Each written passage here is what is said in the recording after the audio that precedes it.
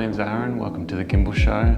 We've got a few gimbals here and I'm gonna give you some real world user experience, something that you won't get from the sponsored, gifted videos, and hopefully you'll get something here that you won't find on any other channel. Because this is a M3 gimbal review primarily, I'm just going to go through these other three to kind of compare and contrast and kind of tell you about the pros and cons of all of them and perhaps which one would be best for you and how the M3 is better and perhaps worse than the other three. Let's get started. So here we have the Weebill S. So this is a very strong gimbal. This is the second Weebill. I had the first one, that was pretty weak. I had much more stronger motors on this one and it works very well for the size. I think it only even weighs 930 grams. So what's the downside to this? Well, as you can see, all the weight is above your wrist and there's just like a plastic case there. There's not much balance to this. And it helps a bit when you keep this tripod adapter legs thing on the bottom. I don't know, some people like to pop them off and pop them there. And it just kind of fatigues you. I'd actually prefer using a gimbal heavier than this because it's just so unbalanced. It feels heavier than what it actually weighs. And yes, the motors are very strong and it's probably better to the DJI equivalent in terms of stability. And I know people have had problems with these switches too. Even mine haven't had problems, but they are glitchy. This is really cumbersome and hard to pack away. I don't like this plate, but I understand.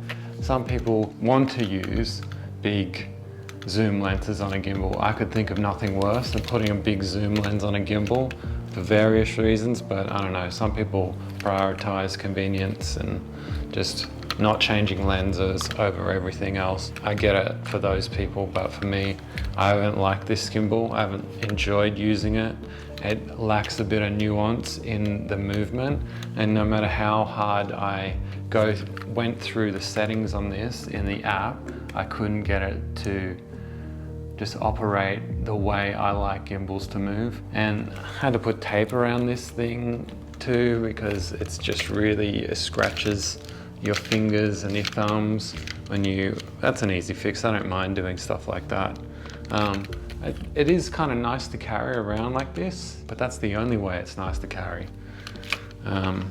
Yeah, great value for the money. If you don't care about ergonomics and don't care, you just want the best performance for the lowest price, that's probably the one you want to get, and you got a full frame camera. I would not get that for anything smaller than a Sony full frame camera. You just don't need all that size and power because it's very powerful.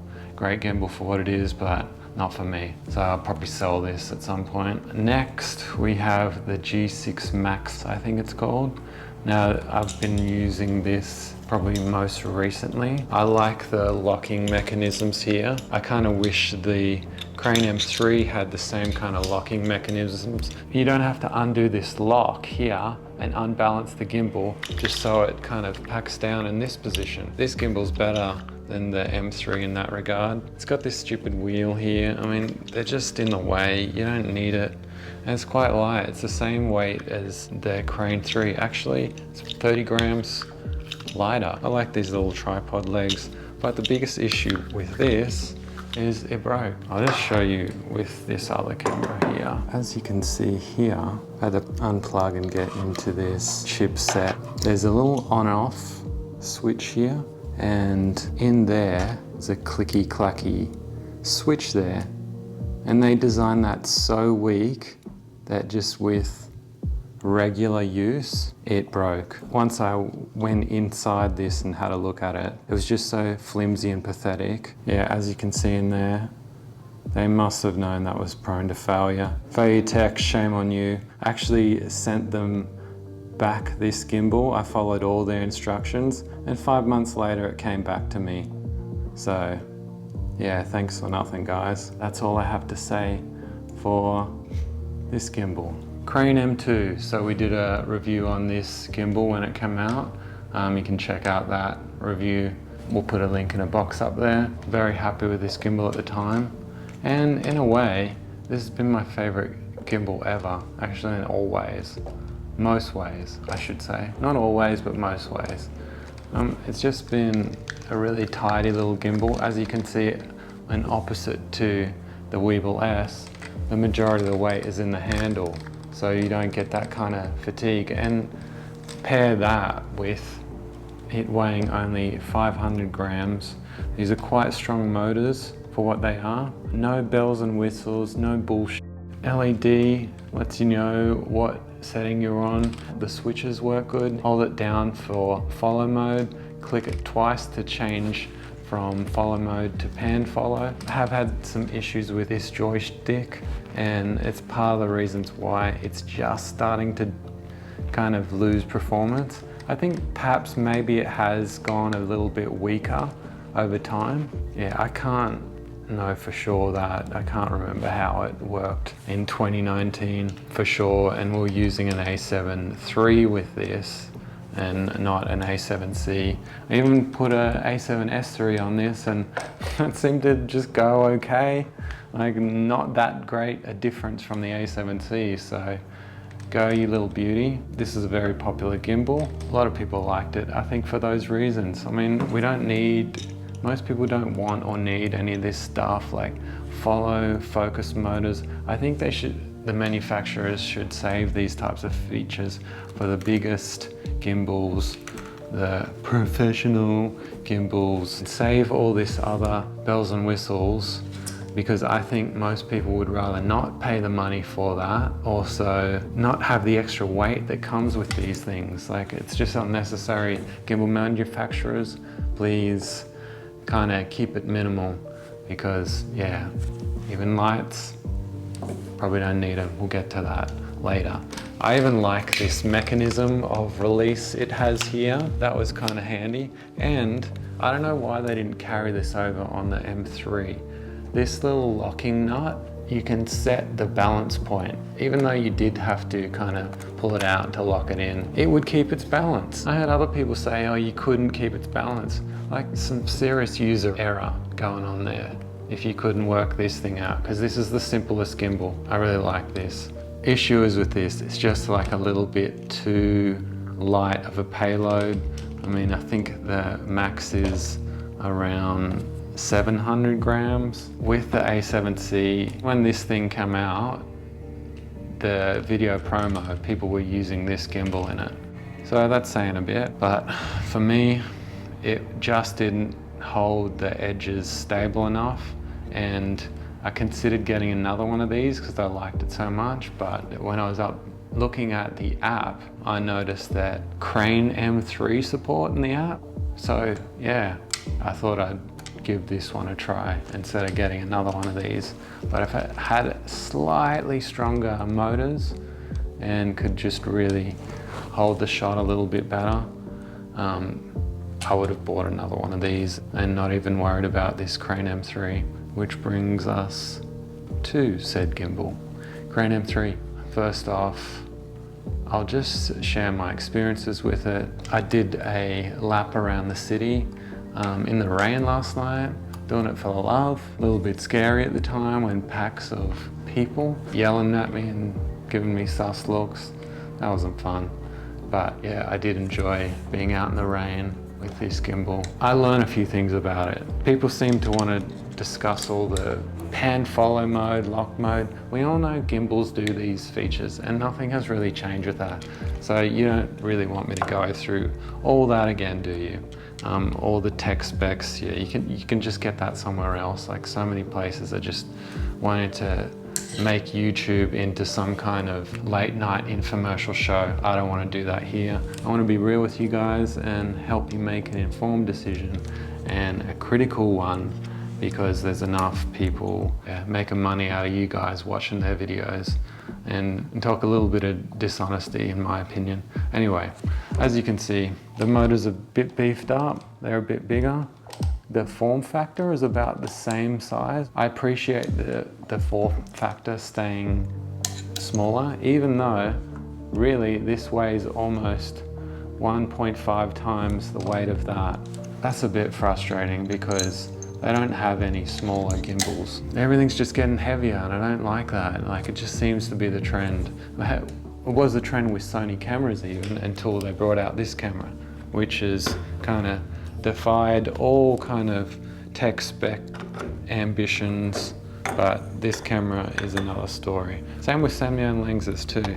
I really like people staying to the philosophy of mirrorless, which is smaller and lighter. I like how this works on the A7C. You can push it right up against the tilt motor.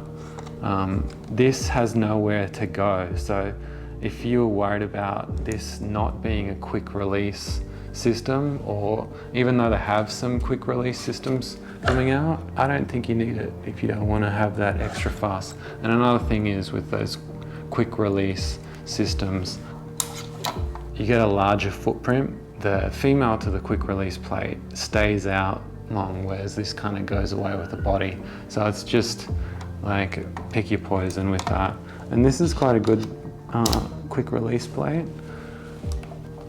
Another thing is, I like that this can easily balance on this camera.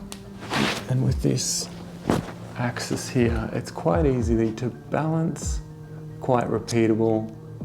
It's got good indicators on how to, it makes it quite repeatable. Yeah, the way I've set up this A7C is I don't have the flippy flappy things. I've just drilled these out very carefully. That one on the side, so we get a bit more space here. Yeah, so this one, it wouldn't, on this roll axis, it wouldn't stay balanced. It'd kind of tilt towards the middle and just go back. And that one, it certainly wouldn't kind of balance this way, whereas this one can quite easily do that. Whereas this one couldn't quite easily balance that way. That's another thing. Well, see, this does actually, which is why it's not balancing quite straight. You do need to fit it so it's kind of lining up that way. So just be mindful of that, because you can twist it a bit. And that's why it wasn't repeating. Just put it on this second notch here. Yeah, pretty repeatable. Hey, balance as well. Me, I like light lenses. When I use gimbals, I like to keep things lightweight, baby. That's just how I roll. I don't want to make filming a chore and heavy and arm breaking. I don't want to make it a workout. I want to make it enjoyable. Is this worth the extra 230, maybe 235 extra grams over this one?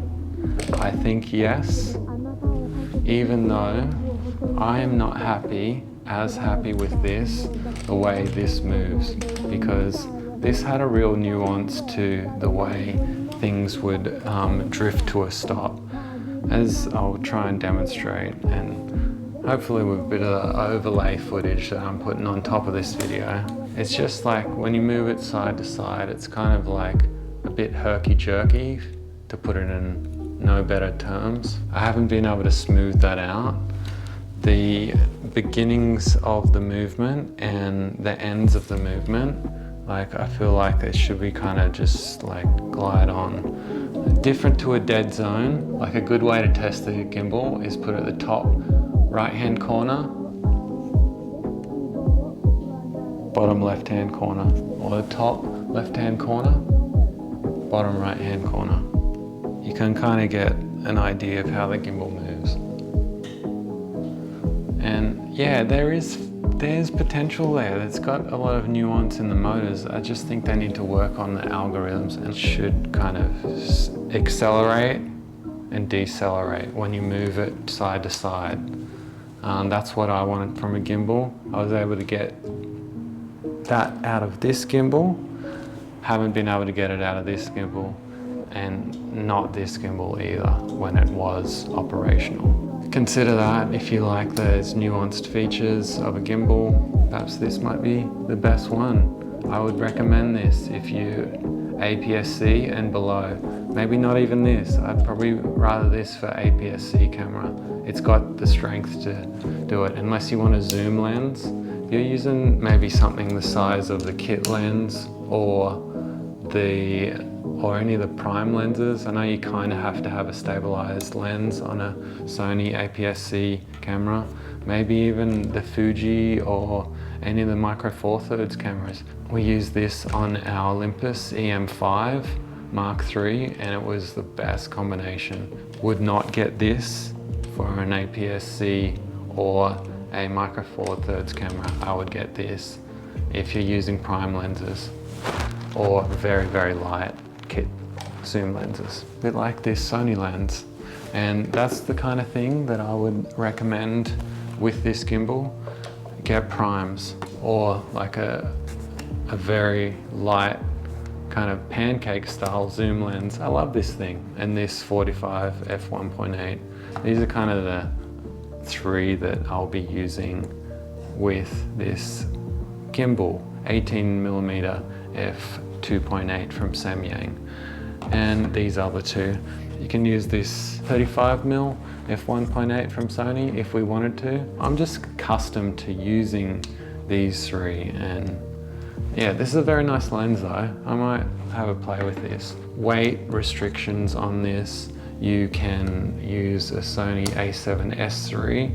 We haven't tried our one that I'm filming this on with this gimbal yet, mainly because the A7C has pretty bad rolling shutter and stabilization compared to the Sony a7S III. It's not terrible, but it's just not as good. It's not even as good as the a7 III that we used to have. So I want something, smooth out those bumps. And this is a very powerful little gimbal, so I've been really happy with that. It's been nice not seeing the jitters when you're kind of romping through wherever you're going. I used to get that with this. I used to have to kind of ninja walk-ish. Nice little features is if you hold it there for 2 seconds, it'll stay there. So I like that. This whole system here, I have great reservations of it.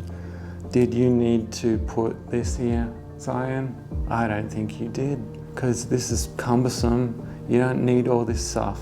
You can get all this stuff by connecting to the app. You don't need a complex kind of balancing system. It's just not necessary. I don't need to keep tricking my hand and going into language.